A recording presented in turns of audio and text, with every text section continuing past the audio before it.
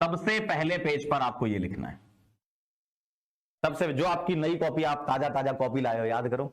अरे देखो ना अपनी कॉपी कितनी सुंदर लग रही है। आज पहले दिन आपने उसमें नाम लिखा है अपना, बस उसी नाम के ऊपर लिख लो मेरा सिलेक्शन होगा। और जब कभी भी आप ऑर्गेनिक केमिस्ट्री पढ़ने के लिए अपनी कॉपी खोलो तो पहला पेज पहले देखा करो, उसके बाद। और हम ऑर्गेनिक केमिस्ट्री स्टार्ट कर रहे हैं। ट्राई करेंगे एकदम धुआंधार आपकी ऑर्गेनिक केमिस्ट्री करा के भेजें आपको एग्जाम में, और आप वहां जाके सिर्फ सवाल देखें और सवालों के सिर्फ आपको आंसर लगाने हो एकदम मुस्कुराहट के साथ, है ना? ठीक है,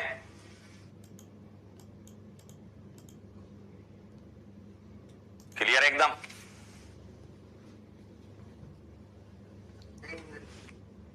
चलो फिर स्टार्ट कर देते हैं अपन। कुछ बातें अपन कर लेते हैं। जैसे पहली बात ये कि हम ऑर्गेनिक केमिस्ट्री कैसे शुरू करेंगे, कहां से स्टार्ट करेंगे, और आपको किन किन चीजों पर ध्यान देना है, ये सारी बातें हम करेंगे, है ना? तो सबसे पहले हम बात कर लेते हैं हमारा जो बेसिक से स्टार्ट करने वाले हैं, ठीक है, आईयूपीएससी का, उसमें भी बेसिक से एकदम चालू करेंगे। और कुछ चीजें आपके स्पेशल पॉइंट्स हो गए, ठीक है, जिसको हम ओपी पॉइंट के नाम से भी जानते हैं। रिएक्शंस में हम डायरेक्ट मेथड भी सीखेंगे, क्योंकि एग्जाम में जब आप बैठोगे तो आपको क्वेश्चन का आंसर बहुत जल्दी निकालना है। कुछ बातें आपको ध्यान रखनी होंगी, जैसे सबसे पहला, जो भी आपके पास लेक्चर आ रहा है उस लेक्चर को आप डेली देखें, बैकलॉग शुरू से ही ना होने दें, ऐसा ट्राई करें आप, ठीक है। अगर किसी कारणवश बैकलॉग हो जाता है, आप कभी बीमार हो जाते हो, क्योंकि जिंदगी है, चलती रहती है, अप्स डाउन चलते रहते हैं, लेकिन अपनी तरफ से आप पूरे ईमानदार होने की परिचय दें यहां पर। अगर आप अपनी तरफ से पूरे ईमानदार हैं तो बेटा हम तो अपनी तरफ से पूरे ईमानदार हमेशा से ही रहे हैं, तो हम अपनी तरफ से जितना भी आपको पढ़ाएंगे आप उसको ध्यान से पढ़ें, क्लास में एकदम बढ़िया से मजे से पढ़ेंगे, अच्छे से अपन जितनी भी चीजें हैं वो सारी की सारी कवर करेंगे, क्वेश्चंस की ढेर सारी प्रैक्टिस करेंगे, बहुत सारे सवाल मैं कराता हूं, सीक्वेंशियल क्वेश्चन हम रिएक्शंस में पढ़ेंगे। मतलब ओवरऑल यह है कि जितना भी आपको पढ़ाया जाए आपको सिर्फ और सिर्फ इस लेक्चर के बारे में ही सोचना है। जैसे मान लो आज अपना पहला लेक्चर हुआ, जब आप नेक्स्ट डे आए तो इस लेक्चर को रिवाइज करके आए, जो आपको डीपीपी मिली है उसको आप सॉल्व करें। मतलब अपनी तरफ से पूरी ईमानदारी रखना है।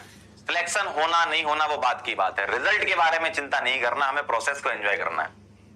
रिजल्ट कैसा भी आए उसके बारे में बिल्कुल भी हमें नहीं सोचना है। अगर आप प्रोसेस को अच्छे से एंजॉय करते हुए चलते गए तो रिजल्ट के अच्छे आने के चांसेस बढ़ जाते हैं।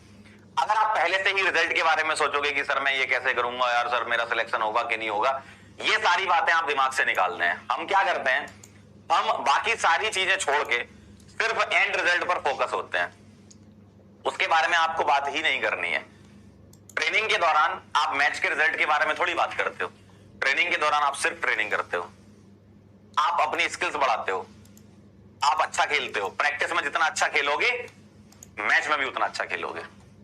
तो आपको एंड रिजल्ट पर फोकस नहीं करना, भाई जब मैच होगा तब देख लेंगे, लेकिन उसके लिए जो आपकी तैयारियां हैं, ट्रेनिंग जो आपकी है, प्रैक्टिस सेशन जो आपके हैं, वो आपको अच्छे से अटेंड करना है, ठीक है?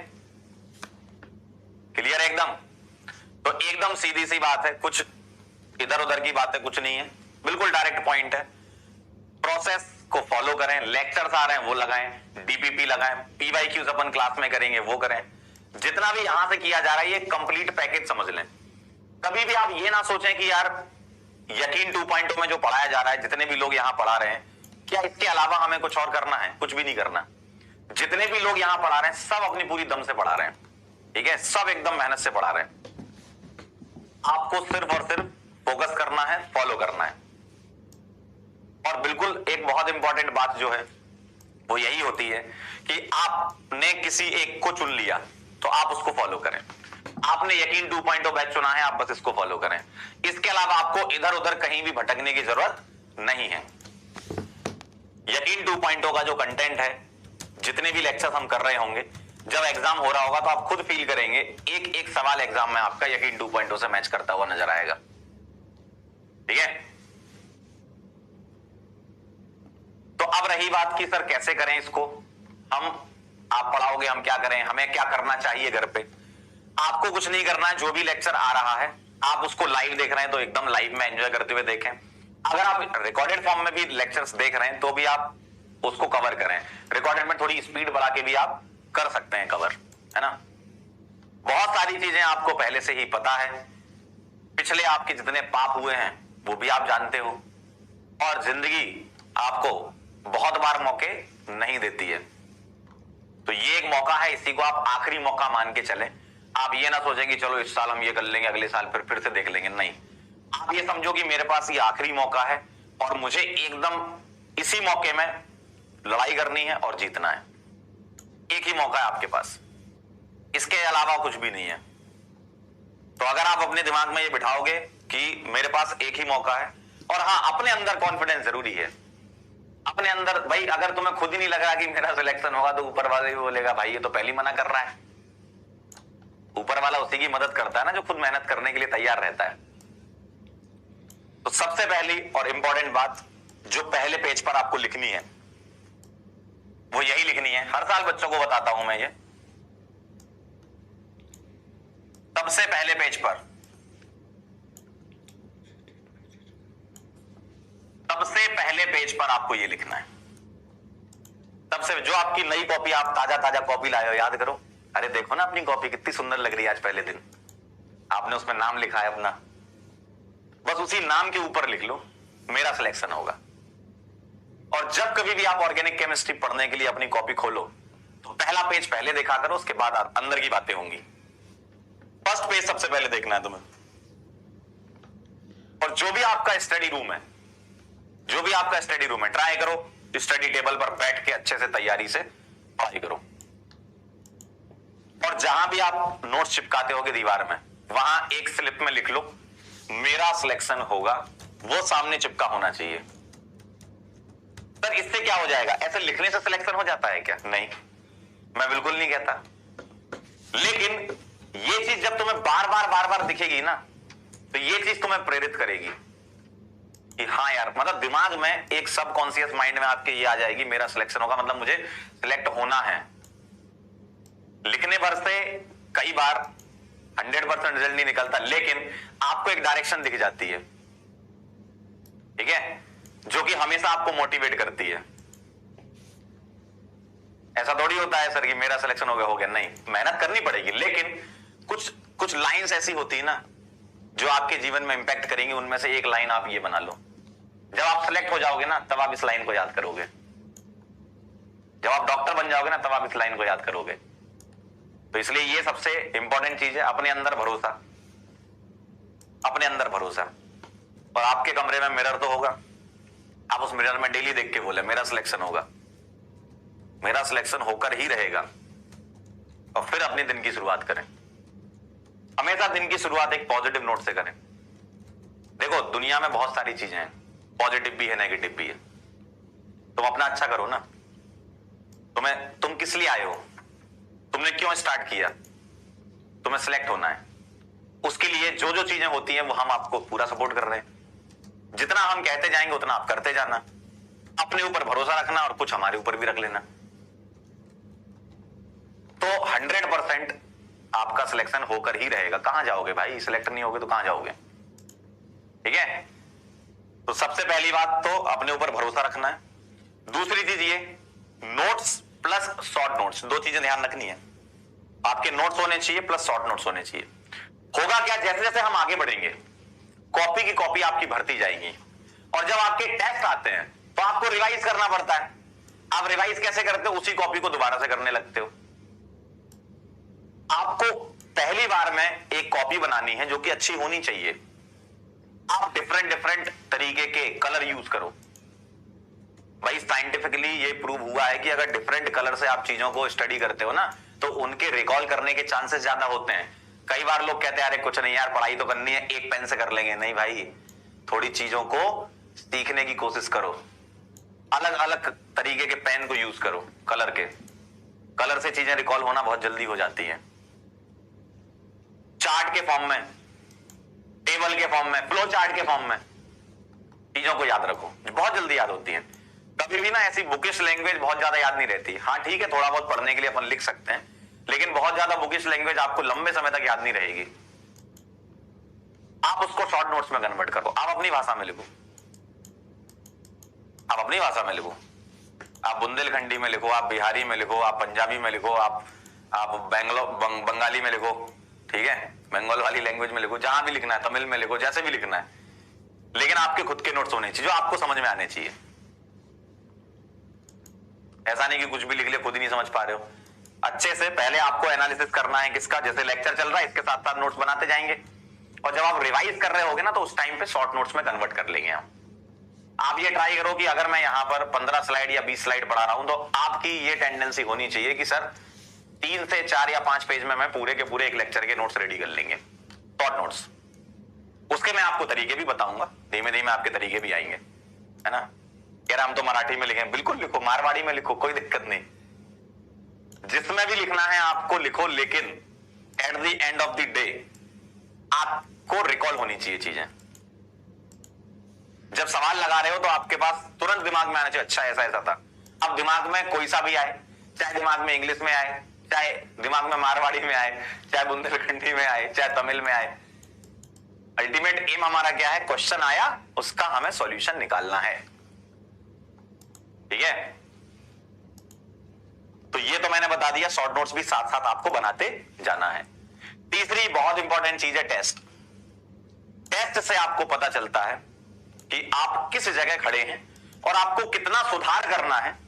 भाई जब तक आप टेस्ट नहीं दोगे, कई लोग ऐसे ही होते हैं, टेस्ट ही नहीं देते हैं, कहते हैं हम तो थ्योरी पढ़ लेंगे काम हो जाएगा। अरे नहीं, थ्योरी का भी इंपॉर्टेंस है, थ्योरी पढ़ोगे तो चीजें क्लियर होंगी, फिर आप उससे क्वेश्चन प्रैक्टिस करते हो। ऑब्जेक्टिव पेपर होते हैं, क्या बढ़िया मस्त चीज है, 4 ऑप्शन में चुनना है, आपको कोई डिटेल में तो लिखवा नहीं रहा। कितना आसान पैटर्न है भाई, इससे आसान पैटर्न क्या हो सकता है।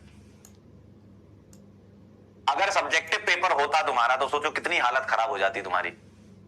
ऑब्जेक्टिव पेपर है तो 25% तो तुम वैसे जीते हुए हो, तो कितना आसान पैटर्न है। ऑब्जेक्टिव बहुत आसान पैटर्न होता है, और ऑर्गेनिक में तो ऐसा ऐसा होगा ना, 4 ऑप्शन देख के आप मुंह पे बोल दोगे यार इसकी तो शकल ही नहीं लग रही, अरे ये तो हो ही नहीं सकता, ऐसा भी होता है। तो ये सारी की सारी स्किल हम डेवलप करेंगे, पीवाईक्यूज करेंगे, ऑब्जेक्टिव क्वेश्चन करेंगे, ये सारी की सारी स्किल डेवलप करेंगे क्वेश्चन प्रैक्टिस की। लेकिन जो इंपॉर्टेंट बात मैं बोल रहा था वो है टेस्ट।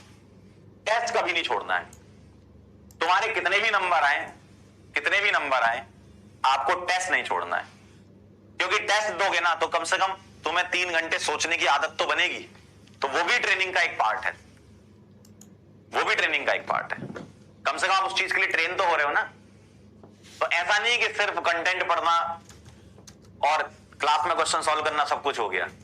जितनी मेहनत आप क्लास में कर रहे हो उतनी ही मेहनत आपको क्लास के बाद करनी है, जो कि तुम करोगे। उस समय हम आपके साथ नहीं होते हैं, हम आपके साथ है तब तो हम आपको गाइड कर देंगे, लेकिन जब हम नहीं है तो हमारी बातों को ध्यान में रख के शॉर्ट नोट्स बनाना ये आपको बैठ के करना है। शॉर्ट नोट्स बनाइए, फ्लो चार्ट बनाइए, चीजों को रिकॉल करने की कोशिश करिए। जब आपका पूरा दिन खत्म हो जाए तो ये ट्राई करिए कि आधे घंटे में हम रिकॉल कर लें कि हमने क्या क्या पढ़ा। थोड़ी शांति भी होनी चाहिए जीवन में, क्योंकि ये पता नहीं, ये एग्जाम बहुत बहुत बहुत खतरनाक एग्जाम है। आसान है लेकिन बहुत ट्रिकी एग्जाम है भाई। इसमें आपका टेम्परामेंट भी चेक किया जाता है, इसमें आपकी स्किल्स भी चेक की जाती हैं। ऑब्जेक्टिव एमसीक्यू स्किल क्या है आपकी, ठीक, आप चीजों को रिकॉल कर पा रहे हो नहीं कर पा रहे हो, ये सारी चीजें चेक कर लेता है एग्जाम। तो इसके लिए आपको हर डायरेक्शन की ट्रेनिंग चाहिए, आपको शांति भी चाहिए। अगर कोई सुबह उठ रहा है तो 5 मिनट 10 मिनट एकदम शांति से बैठे, मेडिटेशन करे, आराम से शांति से बैठ सकता है, फिर उसके बाद दिन शुरू करे अपना एक पॉजिटिव नोट पे। अगर कोई रात में पढ़ रहा है तो चीजों को रिकॉल करे कि मैंने दिन भर में क्या किया। और यही 1 साल है आपके पास, ये आप दिमाग में रखें, इसी 1 साल में आपको मेहनत करनी है। और कोई भी टाइम पीरियड नहीं होता इस एग्जाम को क्रैक करने का। लोग एग्जाम 4 महीने में भी क्रैक करते हैं, लोग 3 महीने में भी क्रैक करते हैं, लोग 6 महीने में भी क्रैक करते हैं, लोग 12 महीने में क्रैक करते हैं, क्योंकि हर एक का अपना अपना सीखने का पेस होता है। मान लो तुम जून में तुमने स्टार्ट कर दी तैयारी, तुम सितंबर अक्टूबर तक बस तुमने 1-2 चैप्टर ही करे, और किसी ने अक्टूबर से चालू कर दिया, उसने 15 दिन में वही चैप्टर कवर कर ली, तो वो तो कवर कर ही चुका है ना। तो हर एक का अपना अपना पेस है। आप जिस समय जहां खड़े हुए हो, आप यहीं से t=0 सेट कर लो अपना, यहीं से t=0 है हमारा, हम अब यहीं से पढ़ेंगे और सिलेक्ट होके दिखाएंगे। क्यों नहीं हो सकते भाई? अगर कोई 6 घंटे मेहनत कर रहा है, हम 10 करेंगे, 12 करेंगे, 14 करेंगे। हमारे पास काम ही क्या है? और कोई काम है तुम्हारे पास पढ़ने के अलावा? जब तुम्हारे पास कोई काम ही नहीं है तो फिर क्या टेंशन किसी चीज की? पढ़ाई तो है, पढ़ाई से आसान कुछ भी नहीं है। जब आगे जाओगे तब समझ में आएगा तुम्हें जिंदगी में तो बहुत अप डाउन होते हैं, बहुत पॉजिटिव नेगेटिव लोग मिलते हैं, बहुत पॉजिटिव नेगेटिव चीजें होती हैं। आप बोले यार इससे अच्छा तो पढ़ाई सही थी यार, ठीक है। तो क्या क्या चीजें ध्यान रखनी है आपको? एक तो टेस्ट ध्यान रखना है, एक शॉर्ट नोट्स बनाने और अपने ऊपर भरोसा रखना है। बस ये 2-3 चीजें ध्यान रखनी है और कुछ नहीं, और बाकी गो विद द फ्लो। बस जिंदगी में ये भी ध्यान रखना है, जैसा चल रहा है चलने दो, फ्लो के साथ अपने को चलना है, ठीक है ना। अब तुम्हारा चलना मान लो ऐसा हो गया कि हमारे तो बैकलॉग पे बोलो sir go with the flow, backlog हो गया हमारा, हम तो अब बैकलॉग ही करेंगे। गो विद द फ्लो का मतलब ये है कि एक बार अगर अपन ने सही रास्ता पकड़ लिया तो उस रास्ते को पकड़ के फिर आगे चलना है। और जैसे जैसे समय आगे बढ़ता है ना, समय के साथ ना ग्राफ डाउन होने लगता है, डिमोटिवेट होते हैं हम, क्योंकि हम जिस चीज को कर रहे होते हैं हमें खुद एहसास नहीं होता कि हम सही कर रहे हैं, लेकिन हमें कोई नहीं बताता है तो हमें ये लगता है कि यार ये सही है कि नहीं है, और फिर हम डिमोटिवेट हो जाते हैं। तो आप जो कर रहे हो उस पर पूरा भरोसा रखो, इसलिए बोला मैंने बिलीव रखो। जो आप कर रहे हो आसान जर्नी नहीं है, ये बहुत लंबी है। अभी तो आज अपना पहला लेक्चर है, बहुत लेक्चर आएंगे, और आप पहले से भी पढ़े जा रहे हो, फिजिकल भी आपकी चल रही थी, बहुत लेक्चर आपके हो चुके हैं। बहुत आसान जर्नी नहीं है ये, कंसिस्टेंसी बहुत बड़ी चीज है इस जर्नी में। तो आप कंसिस्टेंट रहिए, सही बात पकड़िए पहले तो, और कंसिस्टेंसी से आगे बढ़िए। और अगर आधे रास्ते से वापस आ गए ना तो आपसे बड़ा बेवकूफ कोई नहीं है। अगर आपने आधा रास्ता कवर कर लिया तो आधा और था, आप पीछे जाओ या आगे जाओ आपके ऊपर डिपेंड करता है कि मेरे पास एक ही मौका है, ठीक है ना। हाँ, अपने अंदर कॉन्फिडेंस क्लियर है एकदम। 100% आपका सिलेक्शन। तो ये कुछ बातें थी जो हमें आपसे करनी थी स्टार्टिंग में, ताकि आपको एकदम क्लियर रहे एजेंडा की क्या करने वाले हैं हम, क्या करने वाले हैं। फिर से जरा रिपीट कर दो जरा चैट बॉक्स में लिख के, टेंडेंसी होनी चाहिए कि सर जल्दी फटाफट से रिपीट कर दो। क्या 3 चीजें मैंने क्या बोली? पूरे एक लेक्चर के नोट्स रेडी कर ले। पहली नंबर 1 शॉर्ट नोट्स, तरीके भी बताऊंगा। नंबर 2 टेस्ट नहीं छोड़ना, है ना। नंबर 3 कंसिस्टेंसी, बिल्कुल बिलीव में लिखो, कोई दिक्कत नहीं, आपके ऊपर होना चाहिए खुद को। जिसमें भी लिखना है। देखो हमें तो है आप पे भरोसा, इसलिए तो यहाँ आए हम आपको पढ़ाने के लिए। मुझे भरोसा है कि इस बैच से सबसे ज्यादा सिलेक्शन निकलेंगे। मुझे भरोसा है कि जब आप रिजल्ट सेलिब्रेशन में हमसे मिलोगे तो वही चेहरे पे आपकी खुशी होगी। और हम तो ये चाहते हैं कि जितने ज्यादा से ज्यादा बच्चे रिजल्ट सेलिब्रेशन में आए तो हमें बहुत खुशी होगी, क्योंकि टीचर और माँ बाप इन 2 लोगों के अलावा पूरी दुनिया में कोई आपका भला नहीं सोचेगा। टीचर इसलिए सोचेगा क्योंकि हमारा भी तो भला होता है आपसे। आप सिलेक्ट होगे तो हमारा भी नाम होगा, हम भी बोलेंगे कि यार देखो यकीन 2.0 से इतने बच्चे सिलेक्ट हुए, जब सवाल लगा रहे हो तो जो कि पिछले कई सालों में करते हुए आ रहे हैं। अच्छा ऐसा ऐसा था। अब दिमाग और आपके माँ बाप से ज्यादा अच्छा तो आपके बारे में कोई सोच ही नहीं सकता, में लिखो, ठीक है। जल्दी याद होती है, पेन से कर लेंगे नहीं भाई। तो बस ये ध्यान रखें अपनी जिंदगी में तो मैं रिश्तेदारों से एकदम दूर रहना। वो याद करोगे, एकदम सही लिखा एक बच्चे ने, वो मोटिवेट करती है, तुम्हें प्रेरित। रिश्तेदारों के ताने और अरिजीत के गाने सीधे दिल पे लगते हैं, ये बात भी सही है। उनको तो हम रिजल्ट से बताएंगे। ट्राई करो स्टडी टेबल पर बैठ के अच्छे से तैयारी से। अभी आपका क्या है, साइलेंस वाला टाइम है, जब रिजल्ट आएगा तो अपने आप ही उनका फोन आ जाएगा। एकदम इसी मौके में लड़ाई करनी ठीक है और जीतना है, एक ही मौका है आपके पास। करें स्टार्ट फिर, चलिए भाई शुरू करते हैं कहानी।